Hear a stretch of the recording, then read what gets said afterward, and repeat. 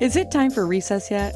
I'm so glad you found time to join us here on the Childcare Director's Chair, where Erica Saccoccio shares her best practices that she's refined through her passion of directing childcare centers over the last 23 years. From parenting interaction, systems to save you time, money, and stress, to profitability. She shares it all from the Childcare Director's Chair. Hey guys, it's your girl Erica here from the Childcare Director's Chair podcast. Before I roll into today's episode, I have to tell you, I am so happy. My heart is so full, and I cannot love this community anymore. So I was just looking at the cities that continue to show up for me. We have been broadcast in 1,329 cities in the U.S. We've also been downloaded in 55 countries. That is amazing. I am just a lady in Rhode Island sitting in an office by herself, talking to herself in a mic. And it's so wonderful to know that I am not alone. It's so wonderful to know that in some way this podcast has made a difference for you. You keep tuning in. So I want to say thank you to some of our top cities. Rhode Island, thank you. I love you. Of course, you are number one. Utah, thank you so much. Texas, I love you, Texas, right back. Can't wait to see you guys at Born to Teach in July. If you're not going to Born to Teach, you need to get your tickets now. Michigan, Maryland, Pennsylvania, Wisconsin, Connecticut, Maine, New York. Oh, I said New York. You guys literally just download day after day after day after day. And I can't say thank you enough. And out of 55 countries, I have to say, number one, USA. Number two, Canada. Number three, Australia. Number four, Singapore. Whoever's listening to me in Singapore, oh my goodness, I can't even tell you how my heart is so full. You've downloaded me over 300 times. So thank you so much.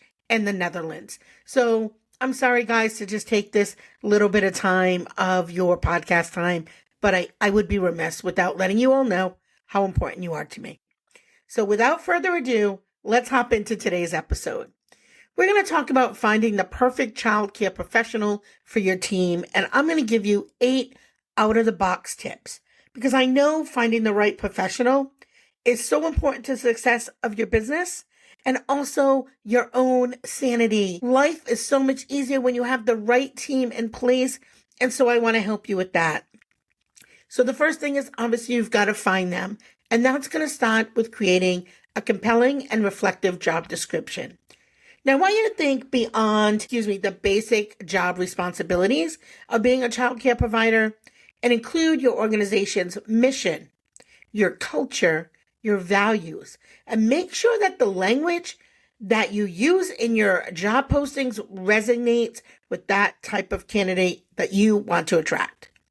So, for example, instead of simply saying responsible for children's safety, that's like every ad, you want to write something more creative like creating a nurturing environment where children thrive, grow emotionally, socially, and intellectually. And if you really want to go a step beyond that, not only creating a nurturing environment where children can thrive, but also children and staff can thrive and can grow emotionally, socially, intellectually, because I want my team to grow, and I know you do too. And I think great teachers are looking for great centers, and great centers are looking for great teachers. And so this is how we find them. This works when you put together a compelling description. It attracts the candidates who are genuinely interested in your vision and are more likely to stay long term. So for me, every single interview, we use these words. Here are our 4 core values. Family is number 1.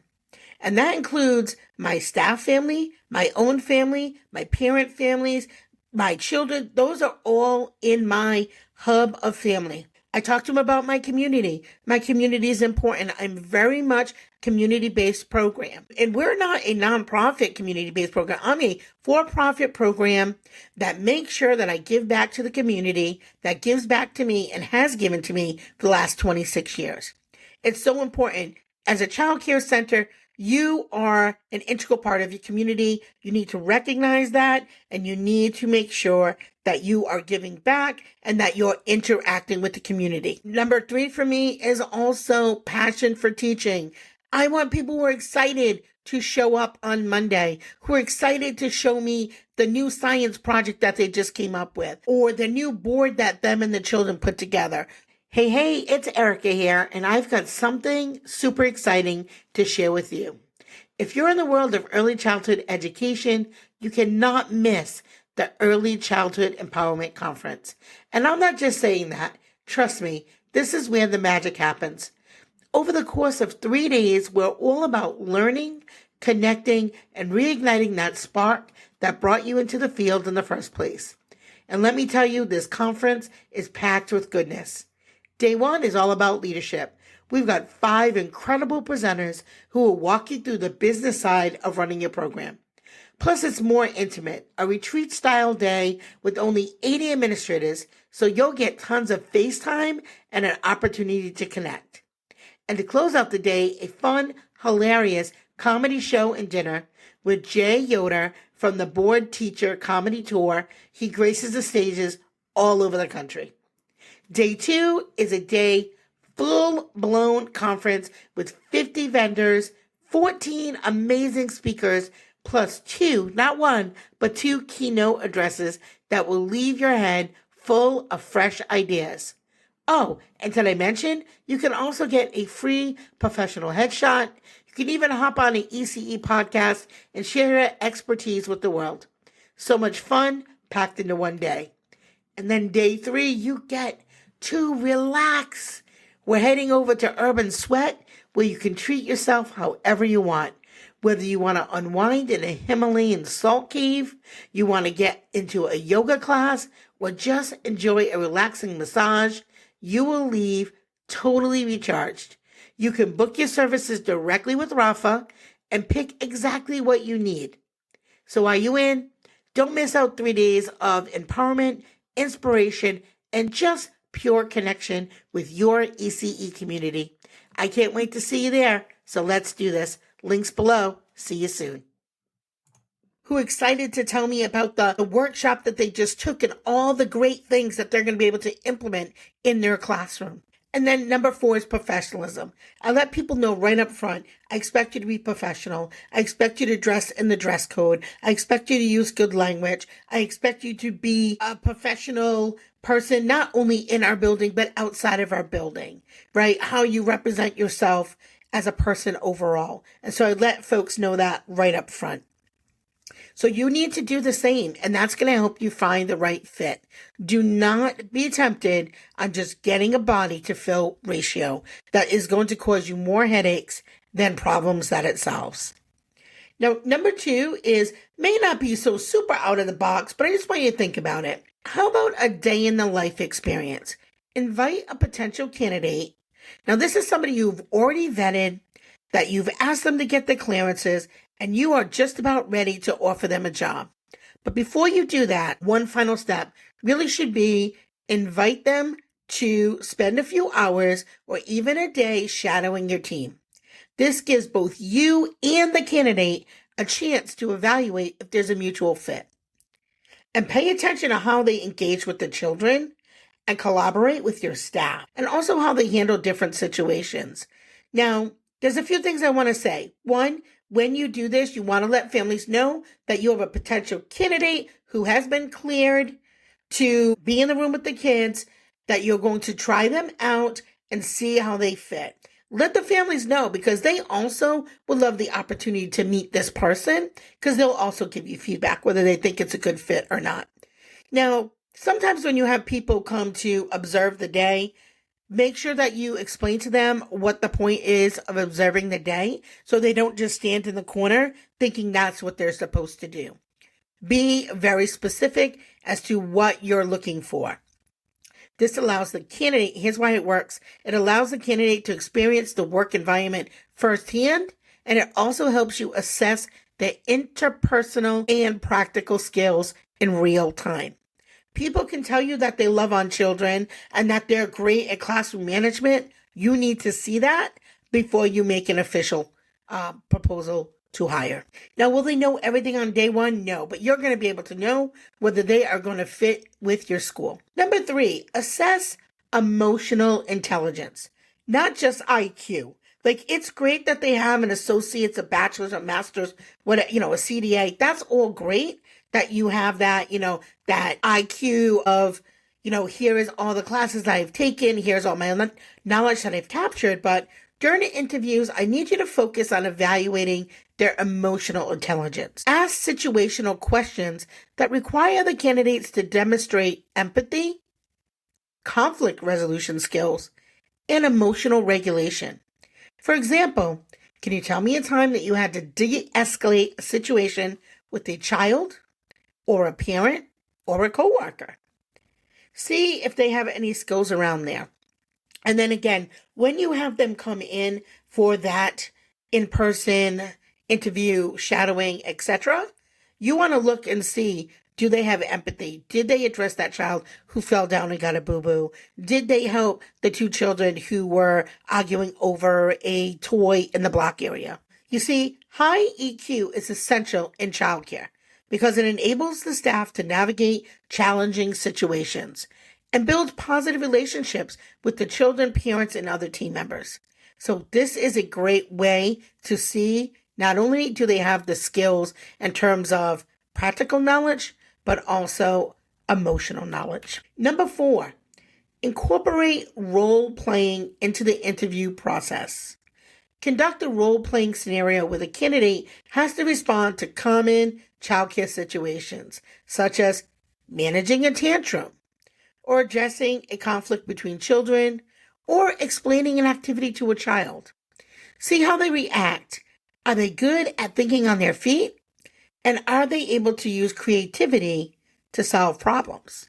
Because that's something we do every day in a classroom. You see, here's why this works. Role-playing reveals how well candidates can apply their knowledge in real-life settings and adapt to unpredictable nature of childcare, because every day is different.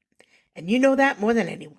Number 5 is looking for a growth mindset. Ask candidates about the last professional development course or workshop that they attended and what they learned from it. Evaluate how they view their own growth. For example, how do you keep learning in your role as a childcare professional? And look at the dates, because they can tell you what they want. But if they haven't been to a PD in the last 6 to 8 months, you know it's something they do not value. So they can say one thing, but when you're looking for that tangible proof, you'll know right away. See, here in Rhode Island, and every state is different, here we're required to do 2.5 hours of PD each month. If you're full-time, it should be, at our school, it's like 30 hours. I think it's a little less through the state regulations, but at my center, it's 30 hours of PD or more. If you don't take PD every month or every other month, that tells me that's not important to you. And furthermore, not only did you take the PD, I want to know, what did you learn and how has it changed your teaching? How has it changed the way that you implement or respond or plan? I want to know that you're taking trainings not just to get a certificate to put in a portfolio, but to be a better teacher. Because again, going back to my core values, being passionate about teaching, being professional, those are 2 of my 4 values. Those are easily found when I ask that question. A growth mindset signals that the candidate is open to learning new skills, improving their practice, and adapting to new methodologies. This is a key in the field because it's always changing. Here in our state, I have teachers that have taken the Rhode Island Early Learning Standards or Rhode Island Early Development Standards. Some of my staff have taken it a long time ago, and now there's a new framework, right? So now, being professionals, many of them will have to go back and take the revised version. Now, what's cool about it is they have split up the revised version into 2 smaller pieces, which I kind of like, instead of diving into a 36-hour, ongoing session. I do like that they broke it down a little bit more, which again helps with people understanding and applying. Keywords there. And I would say number 6 is consider the creativity and playfulness, because it's one thing to be professional, but we're working with kids and we should have fun and the children should have fun. And I am a play-based program. So I need teachers who are fun. Like if there's a spirit school day, I expect that my team are going to be very excited about that and dress up and be part of that, right? That playfulness. The best childcare professionals can inspire children's imagination and creativity. Ask them to describe a creative activity that they've led that was a big hit for the children. Or maybe something that they did at their old center that became an annual tradition. You might also ask them to pitch you an original idea for a group activity during the interview. You see, here's why it works. Childcare is not just about safety, although that's the number one thing. It's also about fostering creativity and joy to your classrooms. Look for candidates who bring enthusiasm and innovative ideas that will keep kids engaged and learning. As we start to get to the end of this list, there are two other points I want to make. You want to build a team-centric interview process, because you might think someone is the best thing since sliced bread and your team does not. Involve your current team in the hiring practice.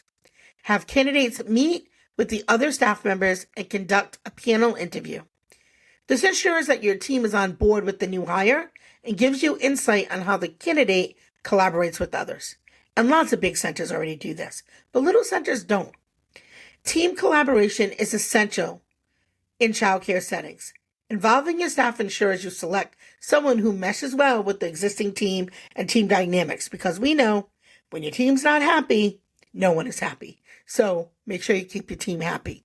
If you haven't had an opportunity to listen to yesterday's episode, I would say click on that as well. We talk a little bit about rebuilding a team, and I know so many of you might be doing that. But that's why it works. Team collaboration has to be part of introducing new folks into your group. Lastly, evaluate their commitment to diversity and inclusion. Ask candidates how they ensure inclusivity and diversity in your classroom. You can ask, how do you handle cultural differences among children and parents? How do you promote inclusive environments? Because if that's important to you, you need to know where they stand on that. Diversity and inclusionary practices are core principles in modern childcare settings. Candidates with strong commitments to creating inclusive environments will help children feel valued and respected while fostering a sense of community. There it is again. Community, one of my core values. This is how I weave it in. I want to make sure that not only do they have the right credentials, but do they have the right personality? Do they have the right playfulness? Do they have the right cohesiveness? There's a lot of things that we're looking for, and I feel like we sometimes check the boxes, has experience, has a degree, has a portfolio, but are they missing other pieces? When you do this, you're able to cut down on the frequency of hiring people and also the retention of your current team. Here's a little bonus tip before we wrap up. Utilize technology to enhance your search. Use technology like social media platforms or childcare specific boards and apps that broaden your search. Share videos of your center's activities, your mission, your culture to attract like-minded professionals who are passionate about your approach. And don't forget, Indeed and Glass Ceiling, have your team that have been with you a long time, that really buy into the culture and value of your program, have them write about it on those platforms, because that's where people are first going to find you, on those hiring platforms. Have your team write about it. And again, this is why it works. Today's job seekers, we know, often turn to digital platforms to find work. They're not looking in the newspaper anymore. A strong online presence can help you reach more candidates who align with your center's vision, mission, and core values. So I hope that you found that helpful today. I hope at least one, even if you implement one of these 8 out-of-the-box tips, it will help you start to narrow down your process of finding the right fit for your team. So that's it for today. And as always, remember, it's the small details that make a big impact on the success of your childcare business. Have a great day. Well, all the cute little kiddos have been picked up and it's time to go home. And that'll do it for another episode of the Childcare Director's Chair. Please leave a review so Erica knows the information is helping you to manage and improve your childcare centers. Remember to subscribe to get the latest episode from Erica's Childcare Director's Chair.